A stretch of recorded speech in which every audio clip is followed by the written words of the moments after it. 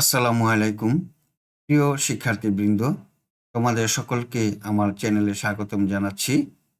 এখন আমরা তোমাদের গণিত বইয়ের 15 পৃষ্ঠার অঙ্কগুলো সমাধান করব। এখানে দেওয়া আছে 6 অঙ্কের সংখ্যা পর্যন্ত বৃহত্তম ও ক্ষুদ্রতম সংখ্যা তৈরি করি এবং খুঁজে পাওয়া সংখ্যা নিয়ে বন্ধুদের সঙ্গে আলোচনা করি। এখানে একটি টেবিল দেওয়া আছে। এই টেবিলে 3টি ঘর দেখো: সংখ্যা, বৃহত্তম এবং ক্ষুদ্রতম। আমরা জানি বৃহত্তম সংখ্যা হলো 9 এবং ক্ষুদ্রতম সংখ্যা হলো 1। তাই এক অঙ্কের বৃহত্তম সংখ্যা হবে কত? একটি 9 এবং এক অঙ্কের ক্ষুদ্রতম সংখ্যা হবে 1। এখন 2 অঙ্কের বৃহত্তম সংখ্যা হবে 2টা 9, 2 অঙ্কের ক্ষুদ্রতম সংখ্যা হবে 1 লেখে 0। 3 অঙ্কের বৃহত্তম সংখ্যা হবে 3টা 9, 3 অঙ্কের ক্ষুদ্রতম সংখ্যা হবে 1 লেখে 2টি 0।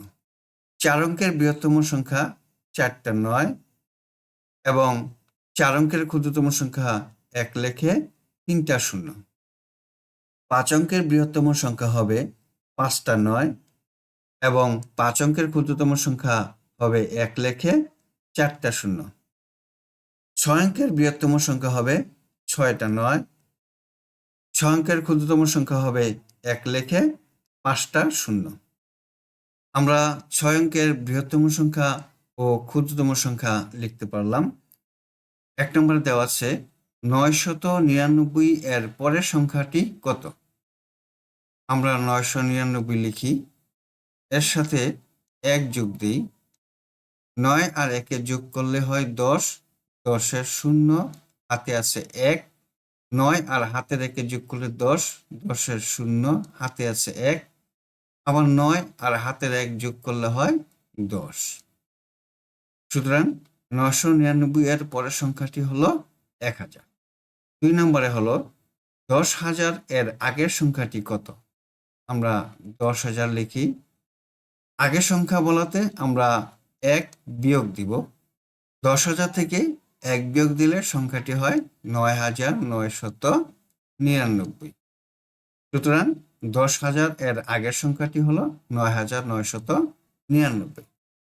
5 নম্বর প্রশ্নে দেওয়া আছে নিচের 7টি সংখ্যা কার্ড আছে, কার্ডগুলো দিয়ে 7 অঙ্কের সংখ্যা তৈরি করি। এখানে 5, 8, 2, 9, 0, 6, 3 এই সংখ্যাগুলো দিয়ে আমরা কি করব? বৃহত্তম সংখ্যা, ক্ষুদ্রতম সংখ্যা, বৃহত্তম বিজোড় সংখ্যা এবং ক্ষুদ্রতম জোড় সংখ্যা তৈরি করতে হবে। প্রথমে আমরা বৃহত্তম সংখ্যা তৈরি করি। বৃহত্তম সংখ্যা তৈরি করতে হলে প্রথমেই কি করতে হবে? বড় সংখ্যা দিয়ে শুরু করতে হবে। আমরা লিখি 9, 8, 6, 5, 3, 2, 0। আমরা 7 অঙ্কের বৃহত্তম সংখ্যা লিখলাম। এবার 7 অঙ্কের ক্ষুদ্রতম সংখ্যা তৈরি করি। ক্ষুদ্রতম সংখ্যা ছোট থেকে শুরু করতে হয়। ছোট থেকে শুরু করলে কি হয়? প্রথমে 0, পরে 2, তারপরে 3, 5, 6, 8, 9 এভাবে লিখতে হয়।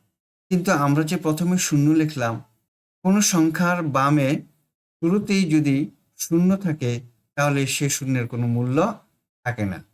আমরা এই জন্য এই শূন্যটা কি করব? 2 এর পরে লিখব। তাহলে 7 অঙ্কের ক্ষুদ্রতম সংখ্যা লিখলাম 2, 0, 3, 5, 6, 8, 9। এখন বৃহত্তম বিজোড় সংখ্যা তৈরি করি। আমরা বিজোড় সংখ্যা বলতে কি বুঝি? বিজোড় সংখ্যা হলো 1, 3, 5, 7, 9 এগুলো হলো বিজোড় সংখ্যা। আমরা এখন এই সংখ্যাগুলো থেকে বৃহত্তম বিজোড় সংখ্যা তৈরি করি। লিখি 9, 8, 6, 5। দেখো এই সংখ্যা থেকে 2, 0 এটা হলো জোড় সংখ্যা। তাই আমরা বিজোড় করতে হলে কি করতে হবে? এই 3কে সবার শেষে নিয়ে যেতে হবে। দেখো 2, 0, 3। 3 হলো বিজোড় সংখ্যা আর 2, 0 হলো জোড় সংখ্যা। তাই আমরা 3কে সবার শেষে নিয়ে গেলাম। এখন ক্ষুদ্রতম জোড় সংখ্যা 2, 0, 3, 5, 6। এখন 8 আর 9 আছে। সর্বশেষ দেখো 9 হলো কি, এটা বিজোড় সংখ্যা আর 8 হলো জোড় সংখ্যা। তাই আমি 9কে আগে লিখব আর 8কে পরে লিখব। তাহলে এই সংখ্যাটি হবে ক্ষুদ্রতম জোড় সংখ্যা। আমরা এই প্রশ্ন অঙ্কের সমাধান করতে পারলাম। 6 নম্বরে দেওয়া আছে সংখ্যা কার্ডের খেলা। খেলাটি জোড়ায় বা দলে খেলা যাবে। প্রথমে 1 থেকে 9 পর্যন্ত মোট 9টি সংখ্যা কার্ড তৈরি করতে হবে। খেলাটি জোড়ায় খেললে একজন 9টি কার্ড থেকে যে কোনো 3টি কার্ড নিয়ে বৃহত্তম সংখ্যা এবং ক্ষুদ্রতম সংখ্যা তৈরি করে খাতায় লিখবে। এবার বৃহত্তম সংখ্যাটি থেকে ক্ষুদ্রতম সংখ্যাটি বিয়োগ করে বিয়োগফলের একক স্থানের অঙ্কটি অপরজনকে বলবে। অপরজন একক স্থানের অঙ্কটি শুনে বাকি দুটি স্থানের অঙ্ক দশক ও শতক স্থানের না দেখে বলবে। খেলার কৌশলটি খুঁজে বের করি এবং খেলি। বন্ধুরা, এই খেলাটি তোমরা তোমাদের শ্রেণীর বন্ধুদের সাথে কার্ড দিয়ে খেলবে। শিক্ষার্থী বন্ধুরা, আশা করি তোমরা আজকের এই অঙ্কগুলো বুঝতে পেরেছো। আজকে তাহলে এই পর্যন্তই। তোমাদের সাথে দেখা হবে পরবর্তী ভিডিওতে। তোমরা সকলেই সুস্থ থাকো, ভালো থাকো এই কামনা। আল্লাহ হাফিজ। আসসালামু আলাইকুম ওয়া রাহমাতুল্লাহ।